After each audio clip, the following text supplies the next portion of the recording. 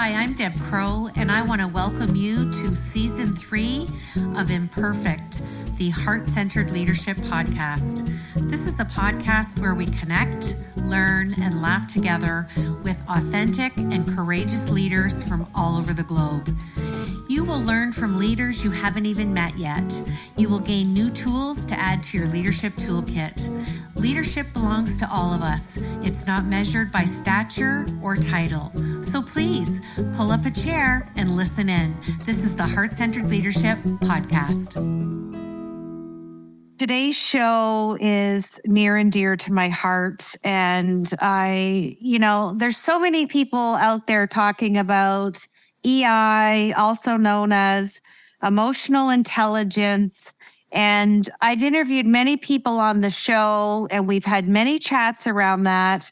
But this gentleman today he's got a lot of substance. He's got a lot to share with us. So I want to welcome Phil Johnson to the show. Thanks, Deb. It's a pleasure to be on your show. Phil, I'm shaking things up this year because I often would read bios of people and they would be spectacular and wonderful. And I thought, why am I not letting people share their own little snapshot of their life, otherwise known as their bio? So would you share with our listeners who are listening in 65 countries around the world? We're super proud of that on this podcast. Would you share a little bit of your life story, your bio with our listeners? I'd be happy to.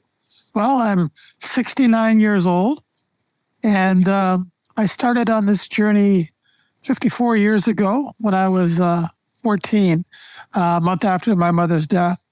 And I was actually born with dyslexia, and the combination of my dyslexia and my mother's death put me on this path, and it kind of catapulted me out of my comfort zone and forced me to do a lot of what I now refer to as emotional labor. And in all honesty, if it had been a choice, I probably wouldn't be doing what I'm doing today because it's extremely difficult. But I'm very happy that I wasn't given the choice and that I was, in a sense, forced to do the emotional labor that's helped to prepare me for what I've been doing for the last 22 years in working with executives and organizations all over the world to help them succeed through the development of their emotional intelligence. It's always interesting when I hear another story from someone and how our life happenings maybe move us on another path, like you said, that we wouldn't have chosen. And I have to ask this question. So what would you have chosen? What was kind of your, aspiration sitting in your young teenage heart at that time? To be a guard in the NBA, playing basketball. And life has taken you on a different path and you've helped so many. So I'm going to ask you 4 leadership questions. Sure. So the first one is, you've obviously shared the value and the importance of emotional intelligence, but you've been at this for over 2 decades now. Share with us why it's so important in today's climate in business acumen. Does it have a place? Is it gaining a place? And is it seen as value and important? It's a loaded question, but I just feel that I know that you're going to unpack this so well in your answer, and I'm eager to hear what you have to say. Yeah, that's a great question, and you're right. I will. The development of our emotional intelligence is critical not only for career, corporate, and personal success, but quite frankly, it's critical for us to be able to deal with the tsunami of change we're facing globally. We have a 500 million year old brain that doesn't like change, doesn't like any change, positive or negative. It just doesn't like change. And we're facing a tsunami of change.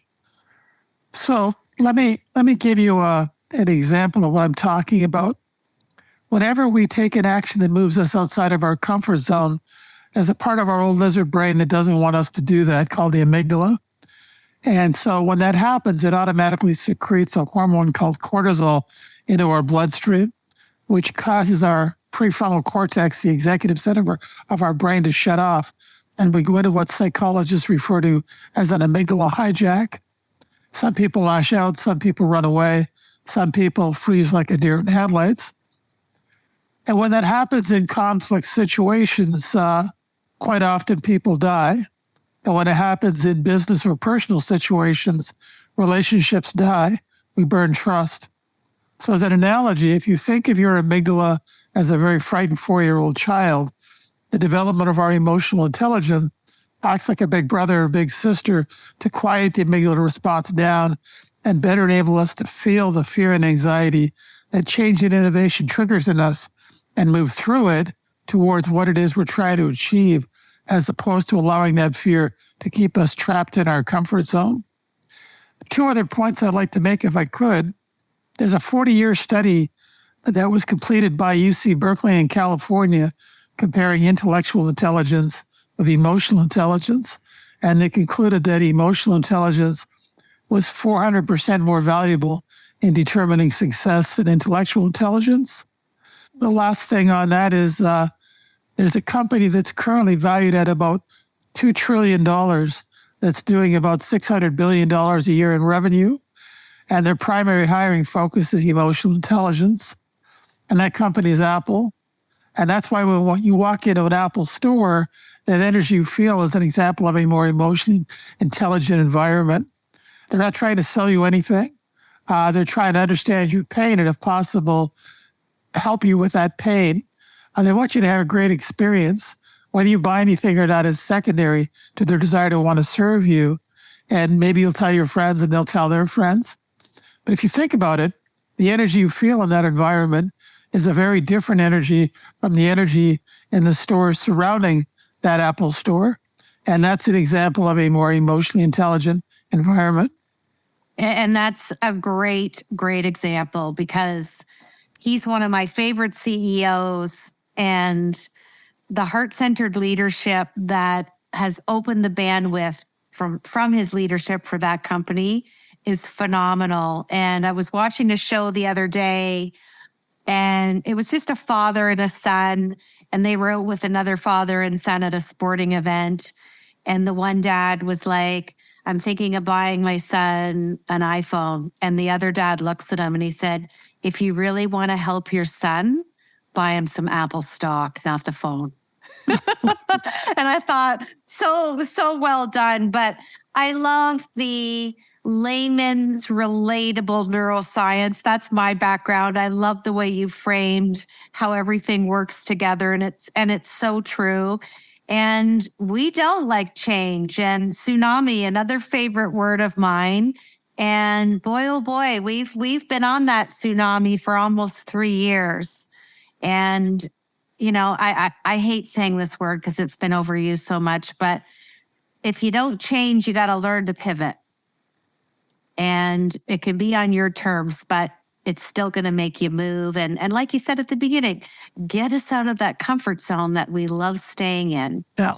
Now, my second question is super fun. I've given it permanent residency on the show. I've asked over 200 leaders this question. It brings a lot of laughter, hence the name of the show. Share with us what imperfections that Phil brings to his heart-centered leadership. Oh, good. How much time do you have? And I always get asked.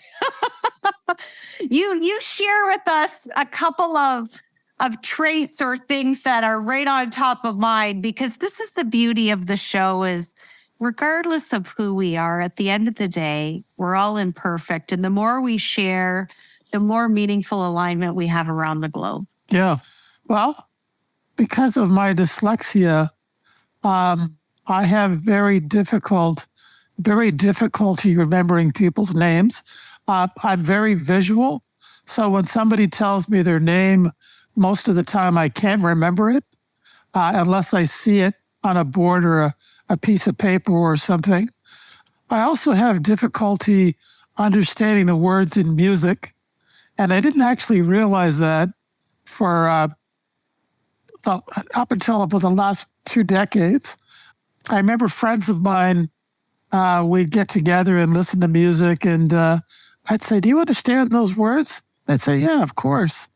And I just couldn't. I couldn't understand the words. So it also takes me about 10 times as long to read a book as it does an average person. So I'm a very slow reader. What else would you like? I think those are, great traits. And I can tell you, you're among great company on the podcast. We all have imperfections. And that's, when we have the emotional intelligence to allow ourselves to be open and authentic and transparent, it doesn't mean that we're going to get less validated in any way. Yeah. If anything, it heightens our honesty, our humility, and that's what I love. So actually, if I could just chime in on that. Yes, please. I was having this conversation with somebody yesterday, and we were talking about vulnerability. And I said that vulnerability is not weakness, it's a strength. And it's really when we lower our walls and allow ourselves to be vulnerable, that's when we're least vulnerable. When we refuse to do that, that's when we're most vulnerable. Absolutely. Now, my third question, one of the things I know you would like to convey to our listeners is passion creates action, which is always needed to achieve better results. So share with us a scenario where emotion can get in the way and a strategy to remove that so that action can be taken to allow a person's passion to not be interrupted by emotional dysregulation. Well, I think there's every emotion has a unique energy frequency. And when we raise our walls, that causes us to focus more on the negative, lower frequency emotions. When we lower our walls, we become less resistive, judgmental, and attached to outcome. And that enables us to connect with the more higher energy, positive emotions like gratitude and joy and love and ultimately enlightenment. So whether our walls are up or down kind of determines our emotional state. But emotion is important to create motivation. And there's actually only two sources of motivation that will cause us to move outside of our comfort zone. One is pain, the other one is passion. And for the most part, the thing that tends to motivate people the most is pain. It's a desire to achieve better results than they're currently getting. And so we need to, in order to take action, we need to develop an emotional connection with a desired result that's greater than the fear that's going to get generated in us as we leave our comfort zone in the pursuit of that result. So a very simple question is that I always ask people initially is, what do you want? Because it's helping people to get connected with forming an emotional connection with something they want to achieve that creates motivation. And I think the second part of your question is related to thinking. Thinking often causes us, that voice in the back of our head often causes us to raise our walls. And a very simple way to quiet that voice is to focus on your breathing. If you simply focus on your breathing, on inhaling and exhaling your breath, that stops you from thinking and allows you to be more present. That's a fan favorite of mine. I became a yoga teacher at 50. And I did it for two reasons, Phil. I was a good listener, but I wanted to be an exemplary listener. And I wanted to practice honing equanimity so I didn't have the dysregulation. I wanted to be able to control that. And if people could just pause in their day and I work with a lot of executives and I bring this in as well. When you do the breath work, stops the thinking, grounds you to the present moment. And if you can allow people the ability to take that time in their schedule, 6 deep diaphragmatic breaths physiologically resets the body. And who doesn't like a little reset during the day? Yeah. And it takes all of 90 seconds, and most people don't want to take the time to do it. It's fascinating to me. And then when they start doing it, they like it. So it's like any other new habit or change like we're talking about. It's fascinating. So my last question is around servant leadership. And I know what led you there, and you were such a young man at the time. How has that evolved for you with experience and education and maturity? How did you look at all the different decades as you grew as a man? Because you were, telling us you're 69 years young. That's 54 years that you talked about. How has your servant leadership evolved both intrinsically and extrinsically? Another great question. It's given me great gratitude and perspective on the journey that I've been on. I actually I wanted to do this work since January of 1968 after my mother's death. And as I look back over the decades, I could see with clarity that I got what I asked for and that my journey has prepared me. It's kind of what I do now comes full circle with the promise I made to myself 54 years ago. And I can see how the challenges I've faced in my life have helped to prepare me for the work I've been doing. And I understand the incredible importance of doing this work. And I'm glad you're still doing it. Thank you. Keep going. Keep going, Phil. Okay, I'm going to switch to my Fab Four. These are 4 rapid fun questions so our listeners can get to know Phil a little bit better. Sure. So, first question, if I were to talk to any of your family or your friends and I asked them to describe you in one word, what would that be? Love. Love. Absolutely needed for heart-centered leadership. Love it. Second question, and I love that you shared about reading. What is your favorite book that you read at any juncture in your life that was really life-changing? Excellent question. And I have it right here. Eckhart Tolle's A New Earth. I love Eckhart Tolle. And the work that I do in the Master of Business Leadership program helps people experience what he talks about in his writing, in his books. So, I think he's phenomenal, and his books are phenomenal. Everything he does is phenomenal.